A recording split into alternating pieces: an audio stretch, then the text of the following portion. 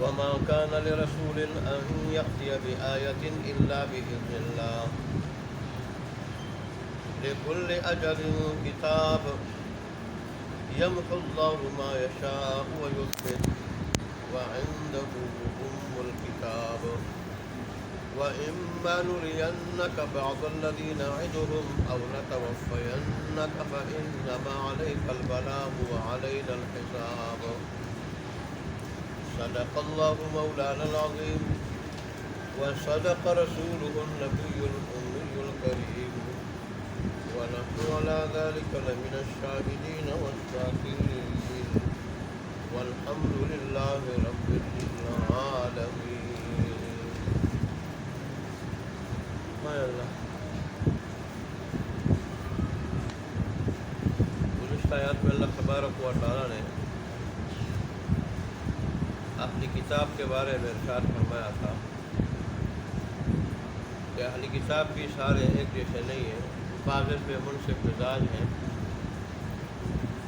قرآن مجید جو آپ کی طرف اترتا ہے تو اس سے وہ خوش ہوتے ہیں، اس پر ایمان بھی لاتے ہیں، اس کو مانتے ہیں. البتہ بعض جماعتیں ایسی بھی ہیں جو قرآن مجید کے بعض حصوں کا انکار کر رہی ہیں اور پھر رسول اللہ صلی اللہ علیہ وسلم سے اعلان کرایا اپنے مشن کا، پروگرام کا، کہ اس قرآن کے ذریعے میں کیا پروگرام لایا ہوں. میں اللہ تبارک و تعالیٰ کی وحدانیت کا اور شرک سے بیزاری کا، میں خود بھی اس پہ قائم ہوں، لوگوں کو بھی اس کی طرف بلاتا ہوں. اور وجہ اس کی یہ ہے کہ ہمارا لوٹنا رب کی طرف ہے. تو ظاہر ہے اللہ تبارک و تعالیٰ کے ساتھ اگر ہم شریک ٹھہرائیں تو پھر خود اور اللہ کو کیا جواب دیں گے. پھر اللہ تبارک و تعالیٰ نے فرمایا کہ جیسے سابقہ انبیاء کی زبان میں ہم نے کتابیں نازل کی، اسی طرح قرآن کو بھی ہم نے آپ کی زبان عربی میں نازل کیا. اور یہ حکم ایک ضابطۂ حیات ہے، پوری زندگی کے لیے قانون ہے. قرآن میں ضابطہ ہے کہ اس کے مطابق زندگی گزارو. زندگی کے ہر موڑ کی رہنمائی، ہر شعبے کی رہنمائی قرآن میں موجود ہے.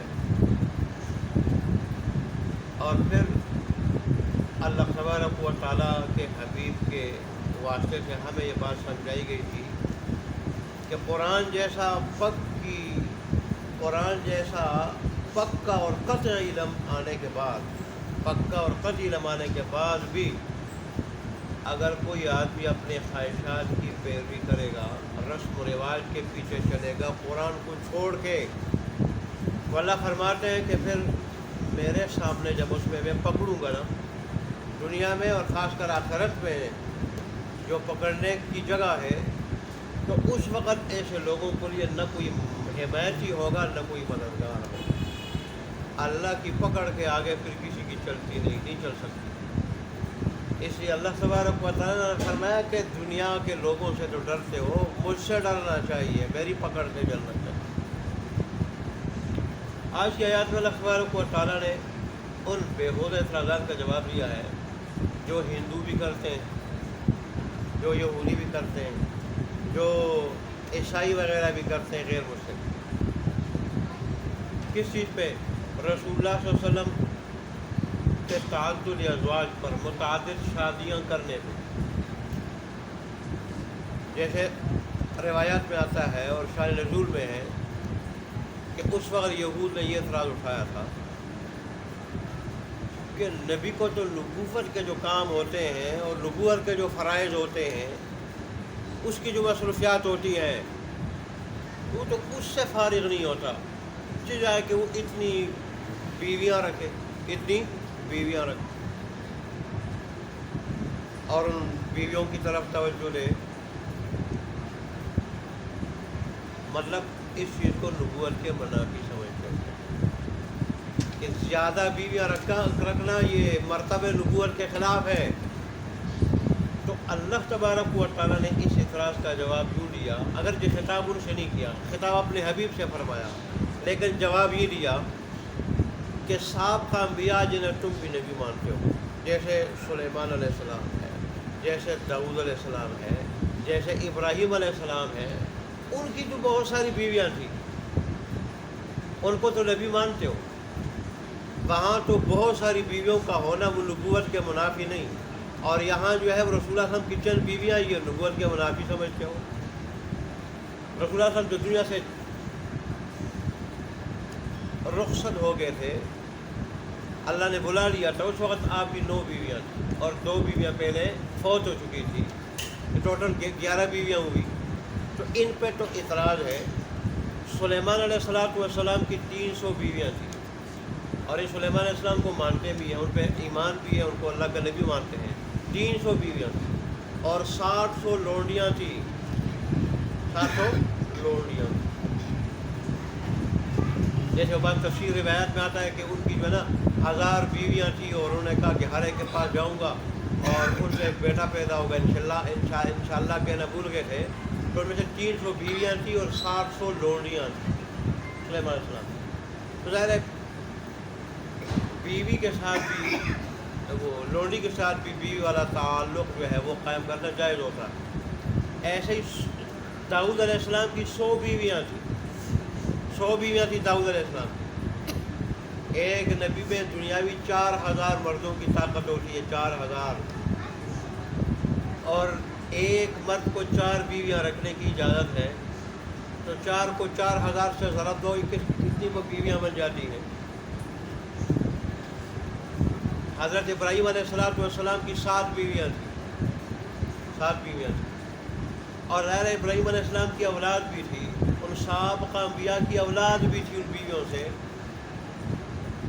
ابراہیم علیہ السلام کو تو اللہ نے اولاد بھی، کوئی 84 سال کی برس میں، کوئی 100 سال کے قریب کی عمر میں اللہ نے اولاد دی تھی، اس پہ تو کوئی اعتراض نہیں ہے، اور رسول اللہ صلی اللہ علیہ وسلم کی چند بیویوں پہ اعتراض ہے۔ تو اللہ نے یہ بات بتائی کہ در حقیقت یہ بیویوں پہ اعتراض نہیں، یہ ضد ہے، عناد ہے، ہٹ درمی ہے، آپ کو اللہ کا نبی نہ ماننا ہے، اس سے جان چھڑانا ہے، بہانہ بنانا ہے۔ یہ اس حسد کی آگ میں جل رہے ہیں کہ آخری نبی یہ بنی اسرائیل میں کیوں نہیں آیا، بنو اسماعیل میں کیوں آیا۔ یہ تو اللہ تبارک و تعالیٰ کی مرضی ہے، نبوت اس کی خاص رحمت ہے، جہاں وہ چاہے رکھ دے، وہ رحمت جہاں چاہے رکھ دے، جہاں چاہے بیچ دے، جس کو چاہے دے دے۔ اس میں بندے کو کیا اعتراض ہے؟ اللہ نے دوسرے کا اس اعتراض کا جواب دیا ہے، ہم نے روزی ان کی مشیت کے مطابق تقسیم نہیں کی، نحن قسمنا بینہم معیشتہم، ہم نے ان کی روزی بھی اپنی مرضی سے تقسیم کی، کسی کو زیادہ دیا، کسی کو کم روزی دی، ہر آدمی کے مزاج کے مطابق، استعداد کے مطابق، جس کے لیے زیادہ مناسب تھی اور کم نہیں ٹھیک تھی تو اس کو زیادہ دی، جس کے لیے کم مناسب تھی، زیادہ ٹھیک تھی، اس کو کم لی، جس کے زیادہ دینے میں گمراہی کا اور ظلم کا خدشہ تھا اس کو کم دے دی، اور جس کے کم دینے میں گمراہی کا خدشہ تھا، ناشکری کا، بے صبری کا، بے قراری کا، اس کو زیادہ دے دی۔ وہ تو اللہ تبارک و تعالیٰ انسان کے مزاج کو، استعداد، صلاحیت کو اپنی حکمت اور علم کے مطابق جیسے چاہتا ہے دیتا ہے۔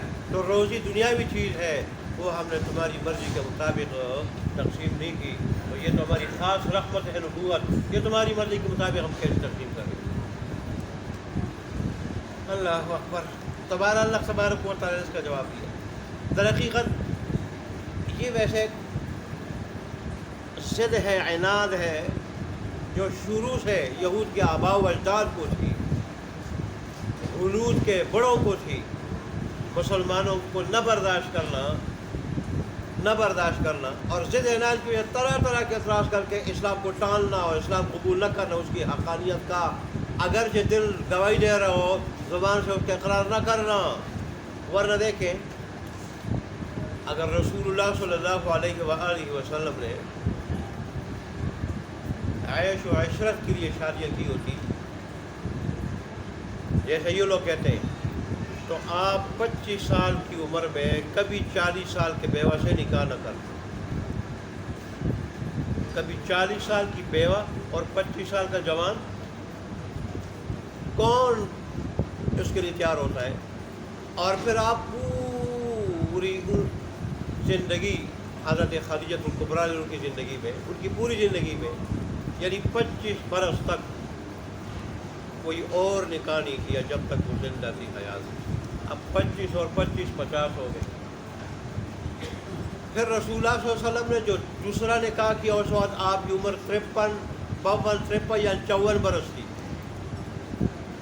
ظاہر ہے اس عمر میں کوئی نکاح کرے، اس عمر میں، تو وہ عیش و عشرت کے لیے نہیں کرتا۔ اس وقت آپ نے غالباً حضرت صدیق سے نکاح کیا تھا، اللہ کے حکم پہ کیا تھا، اللہ کے حکم۔ جبرائیل امین کے پاس کپڑے میں تصویر تھی اور دکھائی تھی رسول اللہ صلی اللہ علیہ وسلم کو، اللہ کا حکم ایسے نکاح کرو۔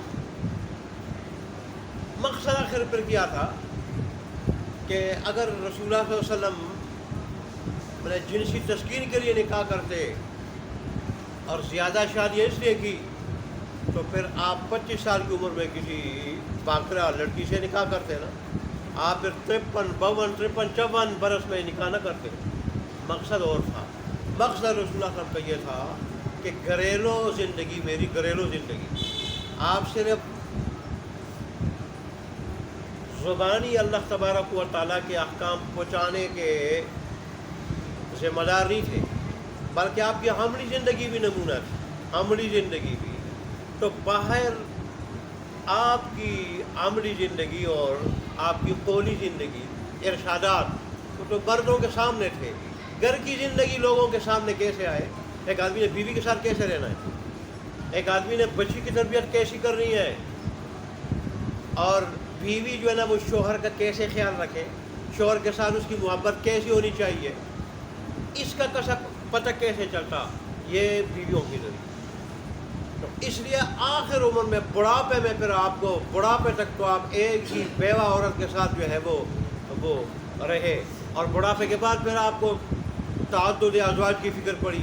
تو اس کی وجہ یہی تھی کہ گھریلو حالات، گھر کے حالات اور گھر کی زندگی وہ لوگوں تو ان بیویوں کے ذریعے زیادہ سے زیادہ پہنچے۔ اور پھر ظاہر ہے جب زیادہ سے زیادہ لوگوں کے ساتھ رشتے ہوں گے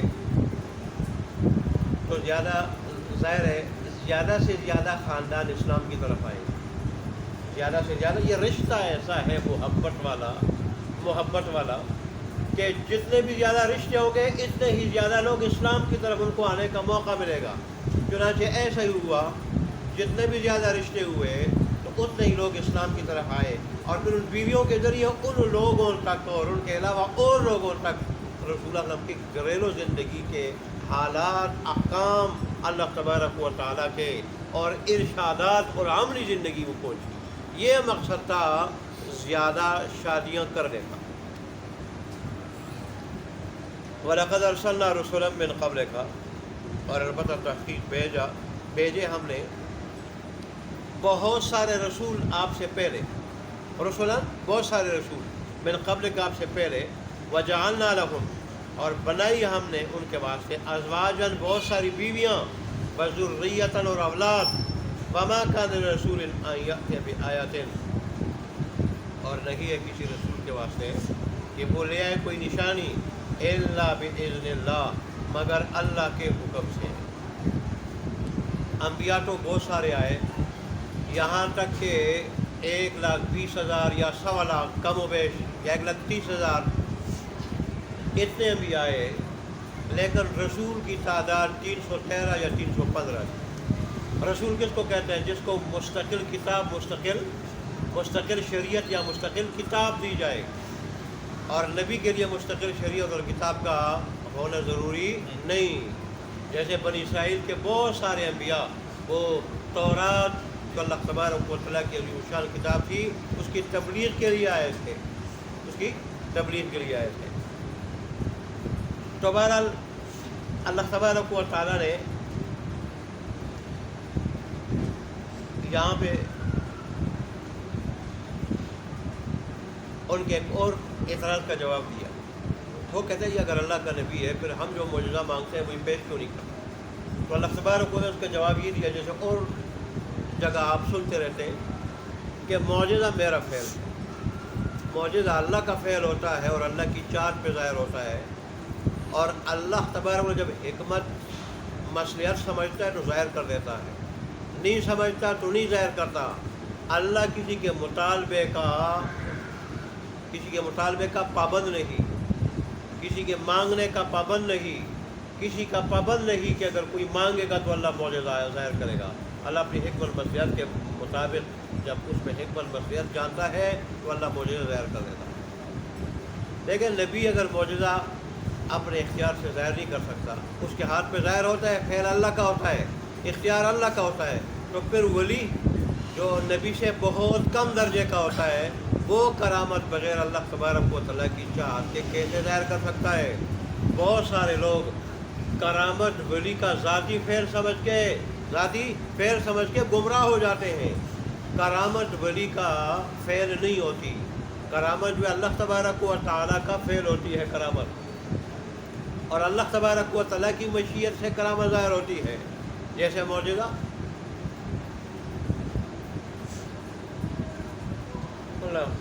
لکل اجل کتاب، اللہ تبارک و تعالیٰ نے فرمایا کہ ہر زمانے کے لیے اللہ تبارک و تعالیٰ کی طرف سے مقرر احکام ہوتے ہیں،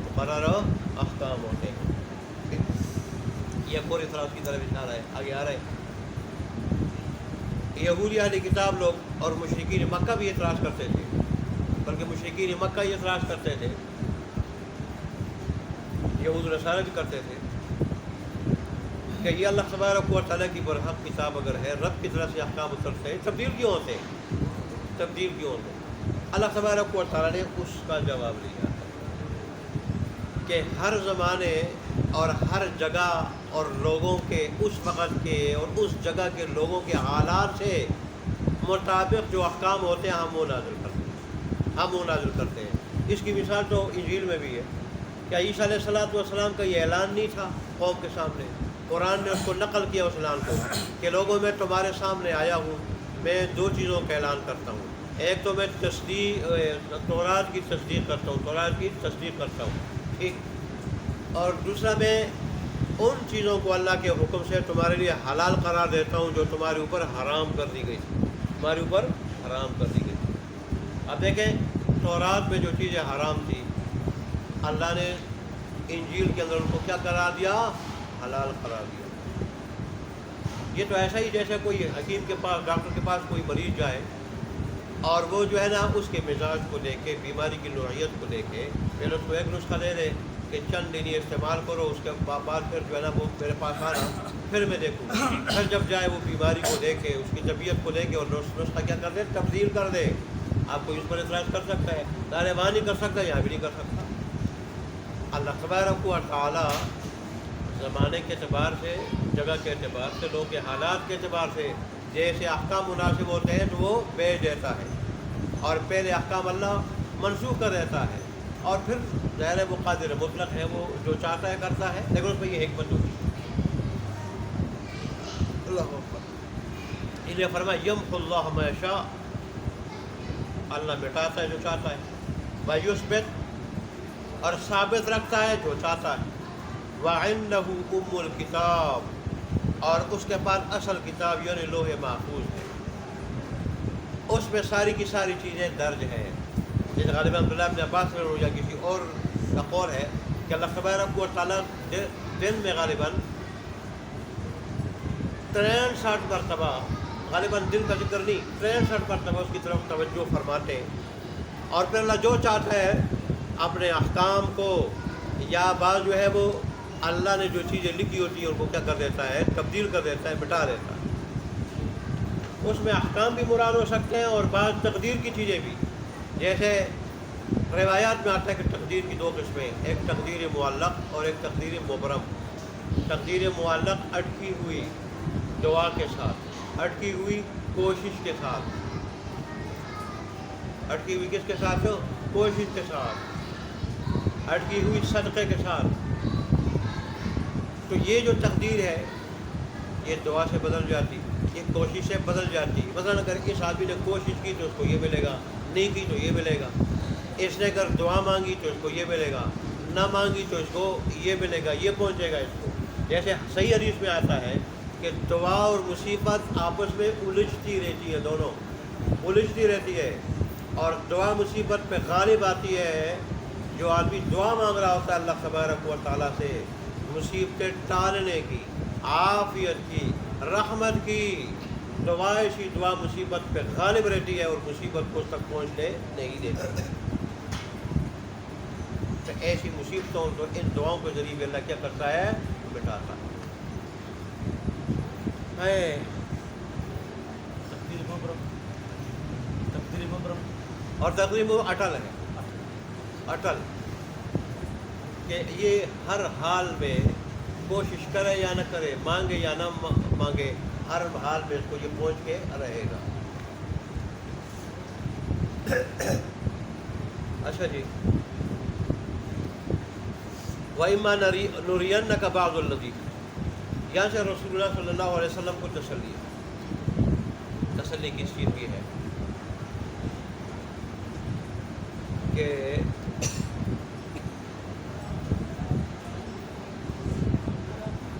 ہم نے ان کافروں کے ساتھ عذاب کے جو وعدے کیے، ٹھیک ہے،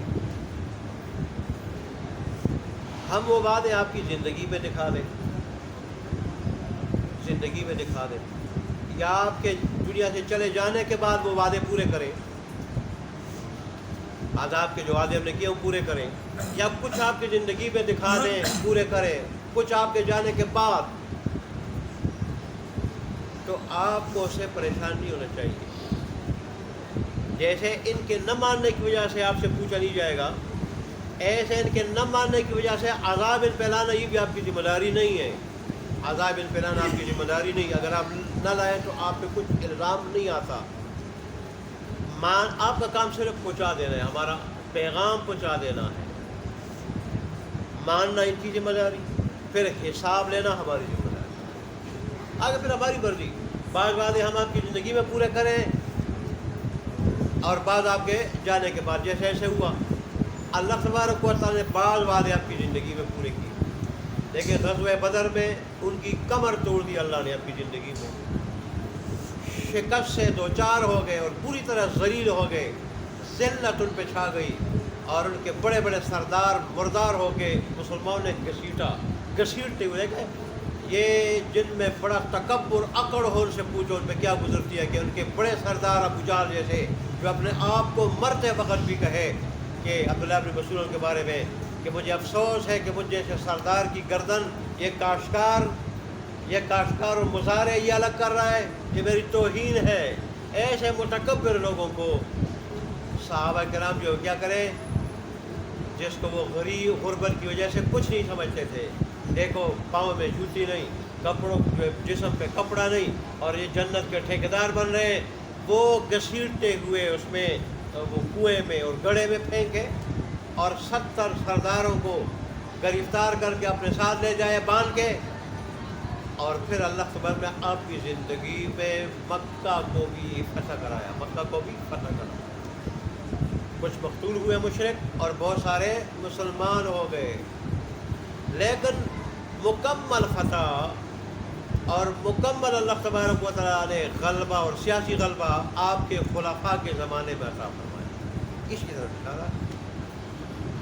تو بہرحال اللہ کے پیغام پہنچانے والے کی ذمہ داری کیا ہے، خواہ وہ اللہ کا نبی ہو یا اس کے براہ راست شاگرد صحابہ ہو، یا ان کے شاگرد یا علماء ہو، یا پھر علماء ہو رسول اللہ صلی اللہ علیہ وسلم کے انبیاء کے وارث علماء ہوں. ان کی ذمہ داری اللہ کا حکم پیغام پہنچا دینا، زبردستی منوانا ان کی ذمہ داری نہیں. آگے پھر ماننا، اس پہ عمل کرنا کہ جن لوگوں تک پہنچ جائے پیغام، ان کی ذمہ داری. حساب لینا یہ اللہ کی ذمہ داری. اللہ تعالیٰ میں عمل کرنے کی توفیق عطا فرمائے. الحمدللہ رب العالمین والعاقبۃ للمتقین علی رسولہ محمد وعلی آلہ وصحبہ اجمعین. ربنا ظلمنا انفسنا وان لم تغفر لنا وترحمنا لنكونن من الخاسرين. ربنا آتنا في الدنيا حسنة وفي الآخرة حسنة وقنا عذاب النار. اللهم انك عفو كريم تحب العفو فاعف عنا مولانا.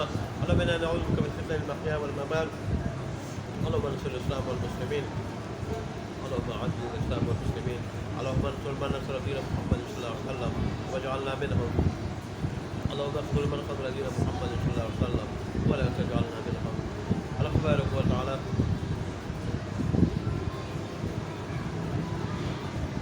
ہمارے ٹوٹے پھوٹے سننے اور سنانے کو اور ٹوٹی پوری نماز کو اپنی بارگاہ میں قبول منظور فرما، اس پہ جو اجر ثواب آپ نے مقدر فرمایا ہم ہمیں نصیب فرما۔ اللہ تبارک و تعالیٰ سے لے کے مرتے دم تک ہمیشہ ہمیشہ کے لیے ہمیں اپنے دین کی باتیں سننے اور سنانے کی اور پھر ہم سب کچھ پر توفیق سے مکمل عمل کرنے کی توفیق عطا فرما۔